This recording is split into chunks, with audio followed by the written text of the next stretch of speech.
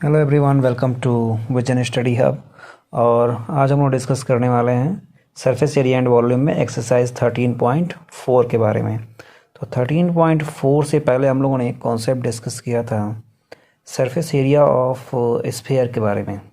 Sphere जो circle का 2D figure होता है, तो स्फेयर यहाँ पे 3D फिगर है उसी सर्कल का। सर्कल 2D है, तो इसके सरफेस एरिया के बारे में हम लोगों ने डिस्कस किया था कि सरफेस एरिया ऑफ स्फेयर क्या होता है। तो दो तरह के सरफेस एरिया होते हैं, कर्व्ड सरफेस एरिया और टोटल सरफेस एरिया। और फिलहाल यहाँ पे कर्व्ड सरफेस और टोटल सरफेस जो है इस स्फेयर के बारे में, दोनों की केसेस क्या हैं, सेम ही है। यानी कि surface area of sphere 4πr², चाहे वो कर्व्ड हो या टोटल हो। हाँ, स्फेयर को एक पैटर्न आता है उसमें कि स्फेयर को 2 पार्ट्स में अगर हम डिवाइड कर दें तो वो हेमिस्फेयर में चेंज हो जाता है, 2 हेमिस्फेयर में। तो हेमिस्फेयर का कर्व्ड सरफेस और टोटल सरफेस अलग अलग होता है। तो हेमिस्फेयर के कर्व्ड की बात करें तो जैसे कर्व्ड सरफेस एरिया स्फेयर का 4πr² है, तो अगर आधा हो गया तो वो भी हाफ हो जाता है, 2πr² हो जाता है, राइट। बट टोटल की बात करें कि हेमिस्फेयर का टोटल सरफेस एरिया क्या होगा, तो एक एरिया ऑफ बेस जो है वो भी इंक्लूड हो जाता है, तो वो भी πr² होता है। तो 2πr² प्लस πr², तो कुल मिलाकर हो गया 3πr²। तो इस वजह से हेमिस्फेयर के केस में दो अलग अलग कंडीशंस मिलेंगी, कर्व्ड सरफेस एरिया की भी और टोटल सरफेस एरिया की भी। बट स्फेयर के केसेस में दोनों जो कंडीशन है, कर्व्ड सरफेस और टोटल सरफेस, दोनों एक ही होता है, 4πr²। तो क्वेश्चन 1 स्क्रीन पर आपके विजिबल हो रहा होगा। इसमें आपको दिखाई दे रहा है कि फर्स्ट नंबर जो क्वेश्चन है इसमें रेडियस दी गई है। तो radius of sphere equal 10.5 centimetre है और सरफेस एरिया ऑफ स्फेयर हमको पता करना है। तो चाहे कर्व्ड हो या टोटल, बात क्या है, एक ही है। तो surface area of sphere two question two फार्मूले के अकॉर्डिंग जाएंगे। Two formula surface area of sphere हो गया 4πr²। तो यहाँ पे 4πr², पाई की वैल्यू 22/7 और आर की वैल्यू 10.5 पुट करेंगे, 2 बार 10.5 इंटू 10.5, और टोटल कैलकुलेट करने के बाद आंसर हो जाएगा आपका 1386। तो 1386 सेंटीमीटर स्क्वायर।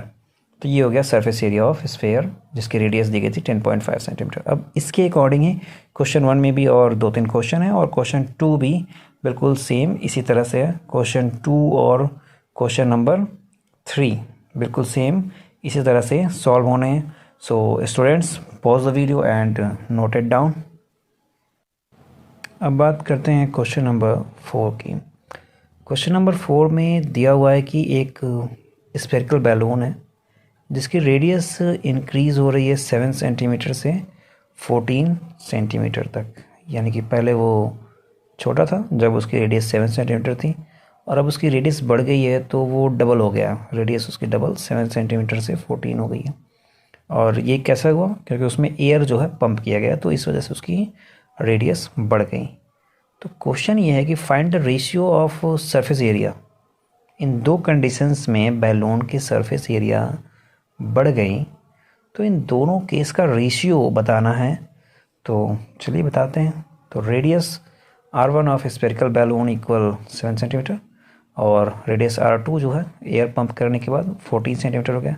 तो R1 और R2 से मैंने इसको डिनोट कर दिया है। तो रेशियो इक्वल हो जाएगा आपका इनिशियल सरफेस एरिया, इनिशियल यानी स्टार्टिंग में क्या था वो, upon surface area after pumping balloon, balloon को पंप करने की बात का।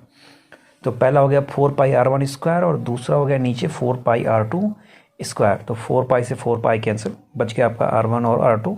तो R1² अपॉन R2² को हम R1 अपॉन R2 का होल स्क्वायर भी लिख सकते हैं। तो R1 और R2 की वैल्यू पुट की गई 7 और 14, तो मिला हमें 1/2, और 1/2 का स्क्वायर हुआ तो मिला 1/4। तो ये 1/4 ही क्या है, रेशियो है इन दो कंडीशन में, दोनों सरफेस एरिया में दोनों बैलून्स की। मतलब बैलून एक ही है, रेशियो उसका इस तरह से बताया जा रहा है कि उसकी रेडियस बढ़ रही है, इस वजह से 7 to 14 बढ़ रही है इस वजह से। तो ratio between surface areas is 1:4। Okay. तो अब क्वेश्चन नंबर 4 की तरह ही आप क्वेश्चन नंबर 5, 6 और 7 बहुत ही ईजिली तरीके से सॉल्व कर सकते हैं। इसी की बेसिस पे आपको कोई दिक्कत नहीं आएगी अगर आपको ये सॉल्यूशन समझ में आ गया है तो। So students, pause the video and note it down. अब बात करते हैं क्वेश्चन नंबर 8 की। क्वेश्चन नंबर 8 में दिया हुआ है कि एक हेमिस्फेरिकल बॉल है जो कि स्टील का बना है और उसकी थिकनेस दी गई है 0.25 सेंटीमीटर और इसकी इनर रेडियस दी गई है इस बॉल की, इस कटोरे की 5 सेंटीमीटर। क्या दी गई है? Inner radius of ball is 8 inner radius जो है वो 5 सेंटीमीटर है। तो क्वेश्चन में पूछ रहा है कि find the outer curved surface area of bowl. तो ये जो inner radius of hemispherical bowl है 5 सेंटीमीटर और ये जो थिकनेस है बॉल की 0.25 सेंटीमीटर, इसकी आउटर रेडियस हमको पता करनी है। तो ये इनर रेडियस और थिकनेस को ऐड कर दें तो आउटर रेडियस मिल जाएगी। तो outer radius of hemispherical bowl equal 5 plus 0.25 centimetre equal हो गया 5.25 सेंटीमीटर। ओके, इतना समझ में आ रहा है? आउटर रेडियस हमको मिल गया 5.25 सेंटीमीटर। और अब बात करते हैं outer curved surface area of ball की। तो CSA ऑफ हेमिस्फेरिकल बाउल क्या होता है? 2πr²। तो वही हमारा आउटर कर्व्ड सरफेस एरिया भी होगा। तो outer CSA of hemispherical bowl equal 2πr²। तो 2 इंटू पाई की वैल्यू 22/7 पुट करेंगे और r की वैल्यू 5.25 और 5.25 का स्क्वायर हो जाएगा। तो टोटल आप जब इसको कैलकुलेट करेंगे तो यह आपकी एग्जैक्ट वैल्यू आ जाएगी 173.25 सेंटीमीटर स्क्वायर। तो बहुत ज़्यादा इसमें दिक्कत नहीं है। अगर आपको इसमें आउटर रेडियस मालूम हो जाए तो आप आउटर कर्व्ड सरफेस एरिया बहुत ही ईजिली तरीके से फाइंड कर सकते हैं, उसमें कोई आपको दिक्कत नहीं होने वाली है।